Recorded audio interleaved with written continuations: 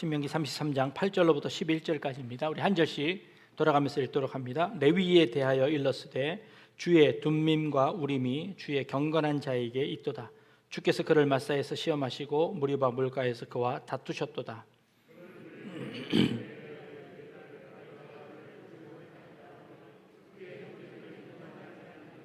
그의 자녀를 알지 아니한 것은 주의 말씀을 준행하고 주의 법도를 야곱에게 주의 율법을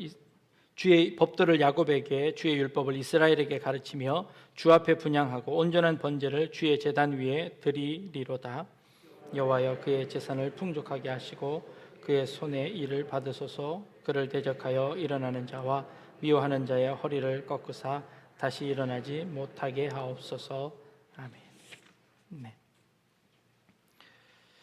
네. 오늘 우리 교회 등록하신 분이 계셨네요. 제가 소개 못 해드렸습니다. 우리 조선자 성도님이신데요. 네. 잠깐 손들어 표해 주시면 제가 우리 박수로 환영하겠습니다. 네, 반갑습니다.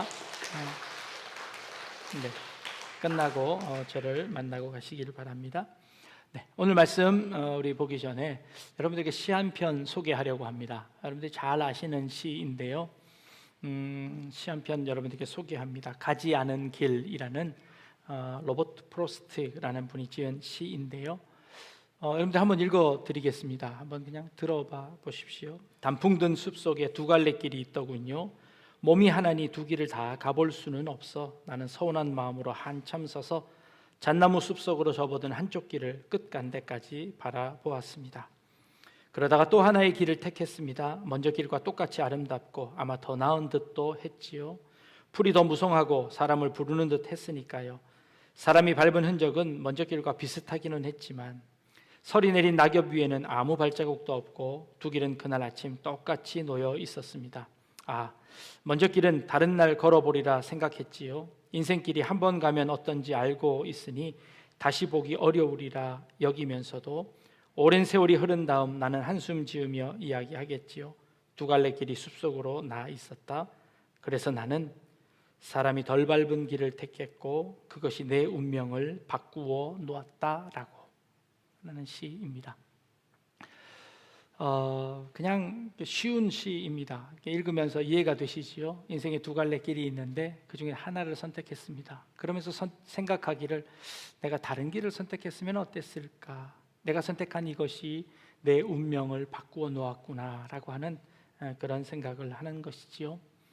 우리 인생을 살아가면서 이런 두 갈래 길들이 참 많습니다. 그런데 여러분들 그 인생길에서 여러분들은 어떤 방법으로 또 어떤 길을 택하십니까? 우리 학생들은 학교를 선택해야 하지요.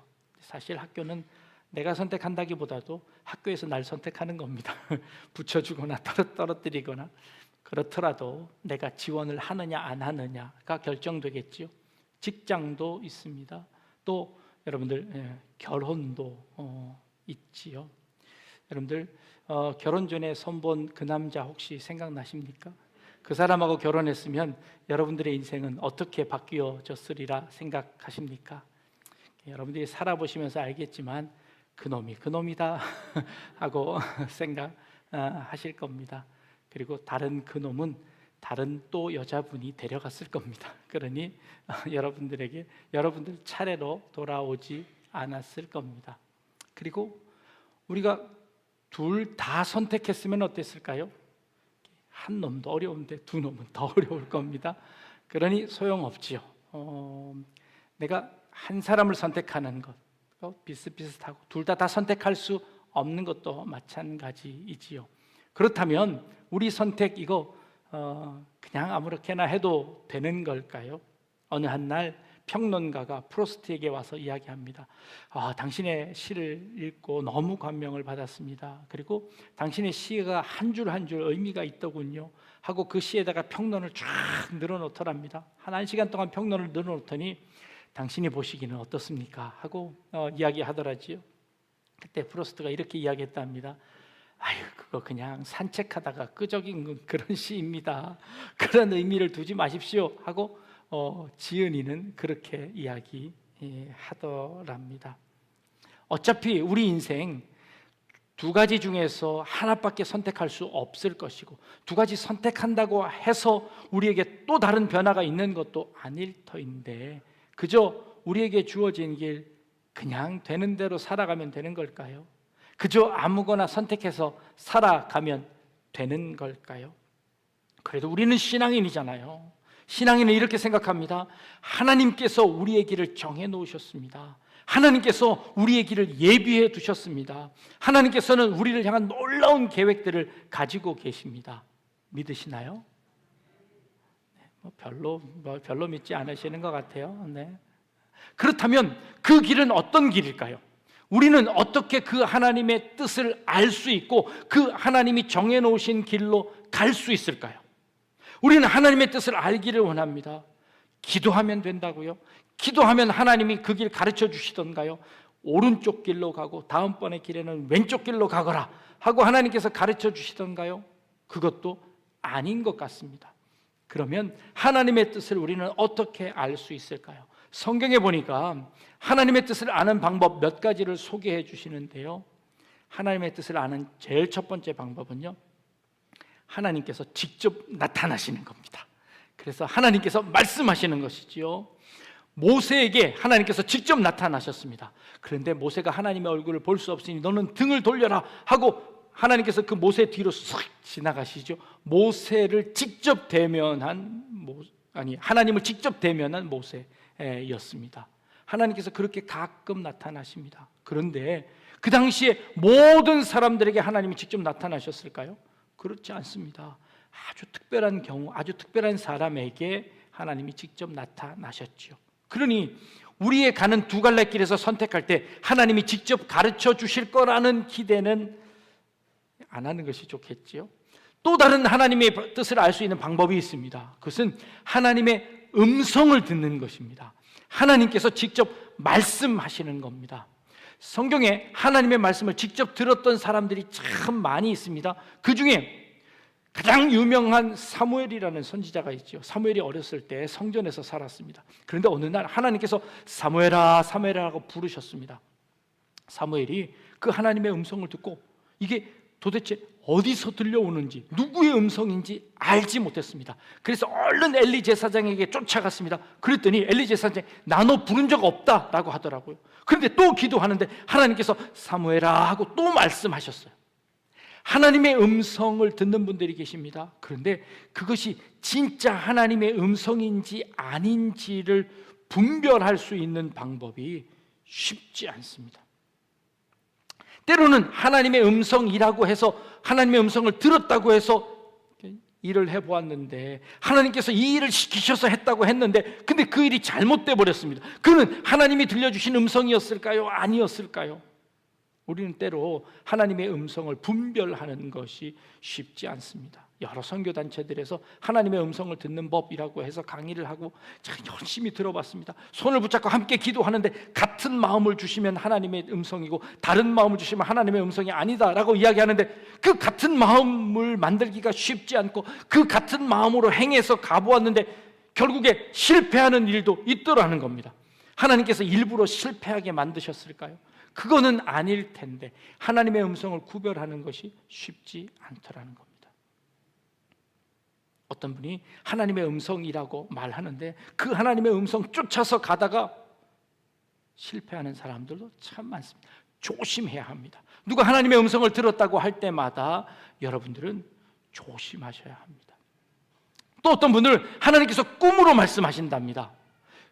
꿈 중에는 여러분들이 아시는 것처럼 90%는 개꿈입니다.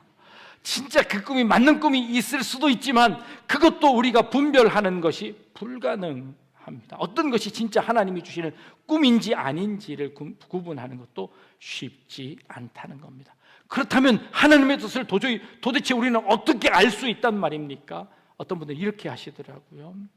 하나님께서 내 주변의 환경을 하나님께서 바꾸어 가시더라라고 하는 겁니다. 실제로 사도 바울도요, 아시아로 복음을 전하러 가려고 끊임없이 노력했습니다. 그런데 하나님께서 그 가는 길을 다 막아두셨습니다. 백길도 막고 그리고 도복길도 막으시고 하나님께서 다 막으셨는데 그때 마게도냐에서 부르는 한 사람의 환상을 듣습니다. 그리고는 하나님께서 나를 이 마게도냐 유럽으로 보내시는구나 하고 이 사도 바울이 유럽으로 가게 되는 것이죠. 이게 하나님의 뜻이었습니다. 주변에 있는 환경들을 막으셔서 그쪽으로 가게 하시는 것이죠. 그래서 하나님께서 그렇게 역사하실 때도 있더라는 겁니다. 그런데 그것도 참 모호합니다.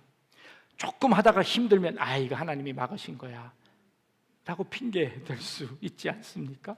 아니, 자기는 노력도 안 해놓고 그저 조금 하다가 이거 아닌 것 같아, 그리고 하나님의 길이 아니라고 이야기하는 사람들도 있을 겁니다. 이게 내가 노력을 덜 해서인지 아니면 하나님께서 그 길을 막으신 것인지 누가 알 수 있습니까?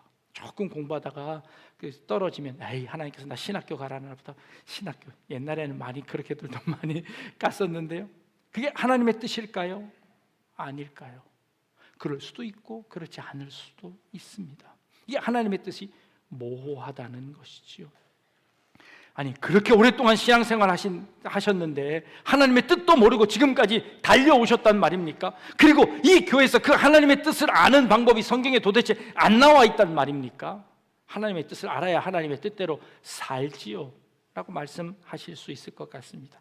오늘 우리가 읽은 본문 말씀에 모세가 예언하는 과정, 축복하는 과정 가운데 레위 지파에 관한 축복이 있습니다. 근데 이 레위 지파에 관한 축복 중에 가장 처음 등장하는 것이 둠림과 우림이 주의 경건한 자에게 있도다라고 축복을 합니다. 우림과 둠림이라는 것은요, 그 당시 이스라엘 백성들이 하나님의 뜻을 분별하는 데 사용되어진 도구입니다. 이 우림과 둠림은 대제사장이 그가 입고 있었던 조끼의 어떤 한 주머니에 이 우림과 둠림을 넣어두게 되는데요, 우림이라는 단어의 뜻은 빛이라는 뜻이고요, 둠림이라는 단어의 뜻은 완전하다라는 뜻입니다. 빛이 완전한 뜻이라는 것이죠. 그런데 애석하게도 이것은 지금까지 남아있지 않습니다. 그리고 이것이 어떻게 사용되어졌는지도 사실은 성경에 정확하게 알려져 있지 않습니다. 그래서 성경학자들이 추측하는데 이렇게 추측을 합니다. 이 우림이라는 이 돌은 빛이라는 뜻이니 이 두 개 중에 섞었다가 마치 제비뽑기처럼 이 주머니에서 하나를 탁 뽑았는데 이 우림이라는 돌이 나오면 이것은 하나님께서 허락하시는 일이다. 둠림이라는 돌이 나오면 이것은 하나님께서 허락하시 않으신 것이다 라고 했을 것이다 라고 생각을 했습니다. 다윗이 왕이 되었을 때 다윗이 그 형들이 많았잖아요. 형들이 먼저 이렇게 쭉 앞에 줄 서서 사무엘에게 갑니다. 그리고 누가 하나님이 택하신 왕이십니까? 하고 하나님께 묻습니다. 그리고 아마 이 우림과 둠림을 하나씩 뽑았던 것으로 여겨집니다. 그래서 첫째 아들이 지나갈 때 우림과 둠림에서 하나를 딱 뽑았는데 이 우림이 안 나온 겁니다. 빛이 안 나온 겁니다. 그래서 이 아들은 하나님이 선택하신 것이 아니구나 하고 지나가다가 나중에 다윗이 지나왔을 때 딱 뽑았는데 그 하나님이 이 우림이 딱 뽑혀서 이 아들이 하나님께서 택하신 아들이구나 라고 했을 것이다 라고 추정하는 겁니다. 두 번째는요, 우림은 흰 돌이었고 둠림은 검은색 돌이었답니다. 똑같이 생긴 흰 돌과 검은 돌을 넣었다가 전쟁에 나갈까요 말까요 하고 하나님께 물어보면 하얀색 돌이 나오면 전쟁에 나가는 것이고 검은색 돌이 나오면 전쟁에 나가지 않는 것이다 라고 했을 것이다 라고 추정하는 겁니다. 이 추정은 계시록 2장 11절에 이기는 그에게는 감추었던 만나와 흰 돌을 줄 터인데 그 돌 위에 새 이름을 기록한 것이다 라는 그 말씀이 있습니다. 그래서 아마 이 우림이 흰 돌이었을 것이다 라고 추정하는 겁니다. 또 다른 학자는 이렇게 이야기합니다. 똑같이 생긴 두 개의 돌이 있었는데 하나 위에는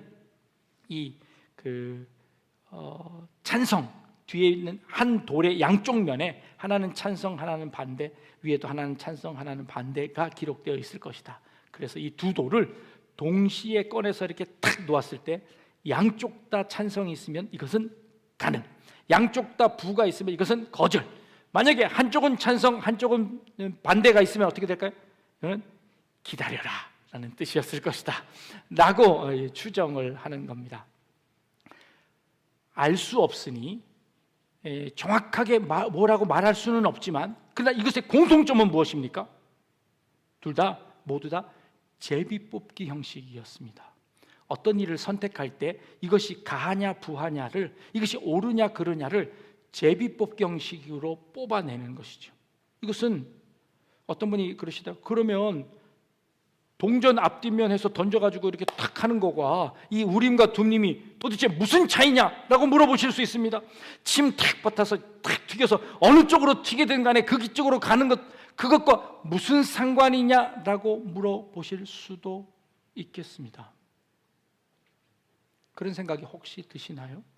그럴 것 같습니다. 하나님의 뜻이 그저 하나님께서 이쪽 가라 저쪽 가라, 아니 그 두 개 던지면 결국 여러 번 하면 50대 50 나오는 것 아닙니까? 결국 여러 번 확률을 하면 그 확률은 결국에 반반씩 나오는 것 아닙니까? 그러면 하나님의 뜻이 그것으로 분별된다는 겁니까? 여러분들의 인생의 중요한 문제를 결정할 때 여러분들 돌 2개 넣었다가 그 돌 꺼내서 이거 선택하십시오 하면 여러분들 선택하실 수 있겠습니까? 저한테 오십시오. 제가 기도하고 돌을 뽑아드리겠습니다. 어떤 것을 선택하면 좋겠습니까? 제가 기도 열심히 한 후에 하나님의 뜻을 받들어 그 돌을 탁 뽑아서 여러분들 이것대로 하십시오 라고 한다면 여러분 그 말에 순종하고 하실 수 있겠습니까? 아마 여기 있는 분 아무도 안 하실걸요?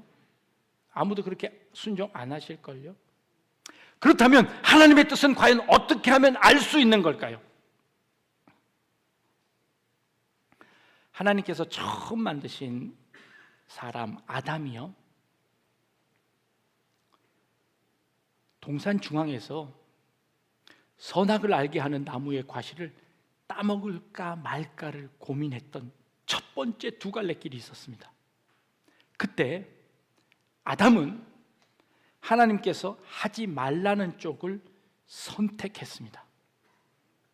그래서 그 이후에 모든 인류는 죄 가운데 있다고 이야기합니다. 중고등학생들이, 청년부들이 늘 단골로 하는 질문이 있습니다. 목사님, 왜 하나님은 선악과를 만들어가지고 우리를 이렇게 곤란하게 만드셨습니까? 하나님은 그것을 아예 못 먹도록 탁 막아두거나 아니면 아담에게 절대 그것을 따먹을 수 없도록 하나님께서 만드셨어야지 왜 하나님께서는 그걸 만들어 놓고 그거 따먹었다고 잘못했다고 혼내시는 겁니까? 라고 이야기합니다. 생각해 보십시오. 하나님은 인간을 만드실 때 로봇으로 만들지 않으셨습니다. 하나님은 아담을 만드실 때 아담에게 심지어 하나님의 뜻을 거역할 수 있는 자유를 그에게 허락하셨습니다. 그래서 그 하나님께서 하지 말라는 것도 할 수 있는 능력을 가진 자유의지를 그에게 주었습니다. 그리고 그것을 선택할 수 있도록 펼쳐놓았습니다.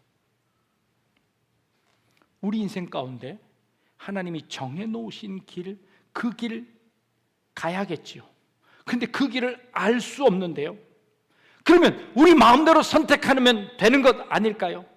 하나님께서 우리에게 마음대로 선택할 수 있는 자유의지를 주셨잖아요. 그러니까 그 마음대로 주신 그 자유의지를 가지고 우리는 선택할 수 있는 것 아닙니까? 하나님은 왜 우리를 그렇게 복잡하게 하셨습니까? 그냥 가는 길 가르쳐 주시고 그 길 따라 쭉 가서 살게 하시면 되지 왜 우리를 그렇게 어렵게 만드시는 걸까요? 하나님의 뜻을 감추어 놓으시고 하나님의 뜻을 우리에게 가르쳐 주시지 않고 그 하나님의 뜻이 모호하게 만들어 놓으시고 그것을 찾아 헤매도록 하셨다는 걸까요? 어린아이들과 함께 하는 놀이 중에 아이들이 참 좋아하는 놀이가 있습니다. 숨바꼭질이지요. 숨바꼭질은 숨기 위해서 하는 놀이인가요? 들키기 위해서 하는 놀이인가요? 숨바꼭질을 너무 잘 숨어서 절대 찾을 수 없는 곳에 숨으면 그 숨바꼭질은 재미없습니다. 그죠? 그 숨바꼭질은 하나만 합니다. 숨바꼭질을 하는 이유는 재미있게 잘 들키게 하는 데 목적이 있습니다. 왜 숨나요? 숨었다가 들키면 그 들켜서 찾을 때 기쁨이 훨씬 더 크기 때문에 숨습니다. 숨바꼭질에 숨는 것은 들키기 위해서 숨습니다. 아니, 들키는 재미를 더하기 위해서 숨는 것이죠. 그게 숨바꼭질입니다. 하나님께서 우리에게 하나님의 뜻을 숨기시는 이유는 뭘까요? 하나님의 뜻을 가르쳐 주시지 않는 이유는 뭘까요? 그것은 오히려 우리에게 그 뜻을 가르쳐 주었을 때 그 뜻이 훨씬 더 우리에게 큰 기쁨으로 다가올 수 있도록 하시는 것이죠. 하나님의 뜻은 영영 감추어져 있습니다. 그 하나님의 뜻은 모릅니다 라고 한다면 우리는 그 하나님의 뜻을 찾을 필요가 없습니다. 그냥 우리 하나님의 뜻 안 찾고 마음대로 살면 됩니다. 어차피 모를 건데 내 마음대로 살면 되는 것 아닙니까? 아니요. 하나님께서 하나님의 뜻을 우리에게 가르쳐 주시기를 원합니다.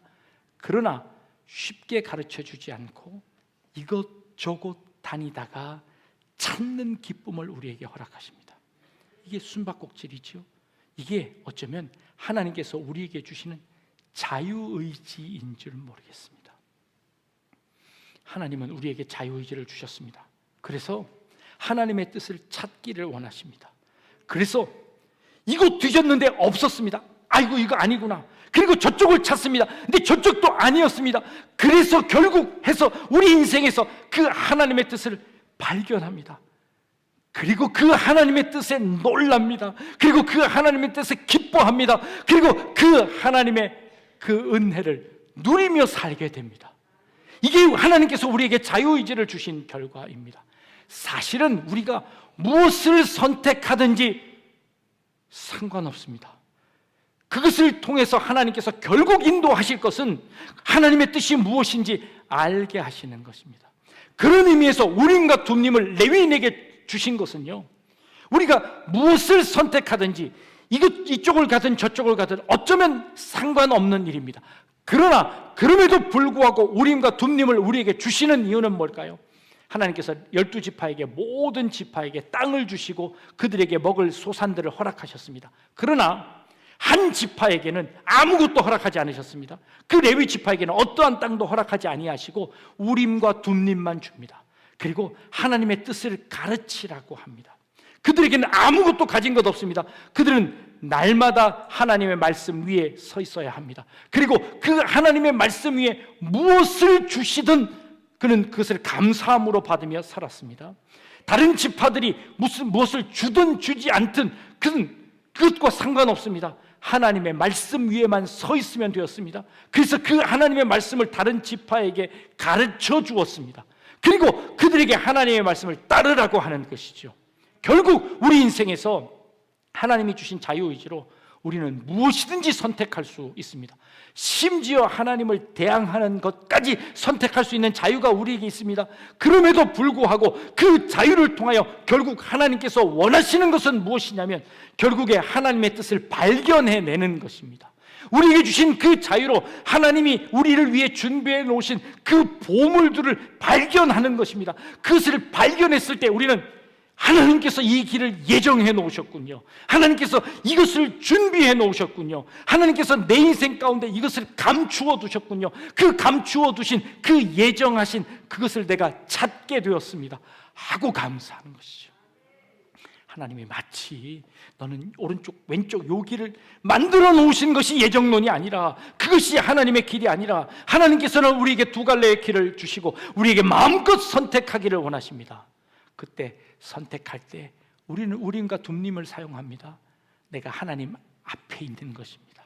내가 하나님 말씀 가운데 있는 겁니다. 그리고 그 하나님 말씀 가운데서 내가 오른쪽을 선택하든 왼쪽을 선택하든 그것은 그렇게 큰 문제가 아닙니다. 그럼 내가 그 길을 선택하고 그 길을 한 걸음 한 걸음 걸어갈 때마다 주의 말씀 위에 서 있는 것입니다. 하나님의 말씀을 기억하는 것입니다. 그리고 그 말씀대로 살려고 발버둥치는 겁니다. 그러면 그 길을 통해서 우리는 하나님의 뜻을 발견하게 되는 것입니다. 숨겨져 있는 우리가 알지 못하는 그 길을 발견하고 기쁨으로 노래하고 찬양하며 하나님께서 내 길을 미리 예비해 두셨군요. 하나님께서 이렇게 놀라운 비밀을 감추어 두셨군요. 하나님께서 날 위해서 이 길을 예비해 두셨군요 하고 우리는 하나님을 찬양하게 되는 것입니다. 레위인에게 하나님께서 그것을 주셨습니다. 우림과 둠림은요, 그것을 무엇을 뽑느냐라는 것보다 내가 하나님의 말씀 가운데 늘 있느냐라는 것입니다. 요한복음 15장 7절 말씀에 너희가 내 안에 거하고 내 말이 너희 안에 거하면 무엇이든지 원하는 대로 구해라 그리하면 이루리라 라고 말씀하십니다. 무엇이든지 원하는 대로 구해라 다 이루어질 것이다 라고 말씀하시는데요, 그 전제가 무엇입니까? 내 말이 너희 안에 거하고 너희가 내 안에 거하면, 너희가 내 안에 거하고 내 말이 너희 안에 거하면, 이 전제입니다. 그렇다면 내가 하나님 안에 거해 있고 하나님의 말씀이 내 안에 있으면 내가 원하는 것이 무엇이 될까요? 내가 원하는 것이 하나님이 원하는 것이 되겠지요. 그게 하나님의 뜻이 되는 것이지요. 그럼 우리는 그 하나님의 뜻을 구하게 되는 것입니다. 그리고 그 하나님의 뜻 안에 살아가게 되는 것. 이게 주의 줌림과 둠림이 거룩한 자에게 있는 것입니다. 주의 둠림과 우림과 둠림이 늘 우리의 마음속에 있는 것입니다. 주의 말씀이 내 안에 거하고 내가 그 안에 거하면 우리에게 무한한 자유가 있습니다. 무엇을 선택하셔도 여러분 두려워하지 않으셔도 됩니다. 세상은 손 없는 나를 선택합니다. 두려워서 그 나를 선택하지 못합니다. 그래서 그 날에 뭔가 아군이 있을 것이라고 생각해서 그 날을 피해갑니다. 아니요, 우리에게는 어떠한 두려움도 없습니다. 우리에게는 모든 길을 우리에게 하나님께서 허락하셨습니다. 그리고 그 모든 길을 통해서 하나님께 갈 수 있도록 하나님이 결국 인도해 내실 것입니다. 그것이 하나님의 뜻입니다. 그러니 우리는 하나님의 뜻 안에 있고 그 하나님의 뜻 안에서 우리는 자유를 누리는 겁니다. 그리고 그 자유 안에 어떠한 두려움도 없고 어떠한 실패가 있어도 상관없습니다. 그 실패를 통해서 우리는 진짜 하나님이 감추어 놓으신 것을 발견할 수 있기 때문입니다. 그래서 우리는 자유입니다. 그리고 우리는 마음껏 하나님이 주신 그 은혜를 향하여 나아가는 것입니다. 두려워하지 마십시오. 여러분들의 있는 두 갈래 길 가운데 여러분 무엇을 여러분 선택하셔도 상관없습니다. 그러나 내가 주의 말씀 가운데 거해 있다면 그 선택하신 그 길을 하나님께서 책임지실 것이고 하나님께서 인도해 주실 줄로 믿습니다. 기도하겠습니다. 우리를 가장 좋은 길로 인도하시는 하나님, 우리의 어떠한 선택도 지지하시고 또 우리가 주의 말씀 가운데 또 주님을 향하여 선택하게 주의 성령으로 도와주시는 하나님의 은혜를 저희들이 기억하게 하시고 우리에게 주신 그 축복, 우리에게 주신 그 은혜를 누리며 살아가는 저희들 되게 하여 주옵소서. 감사드리며 예수님의 이름으로 기도합니다. 아멘.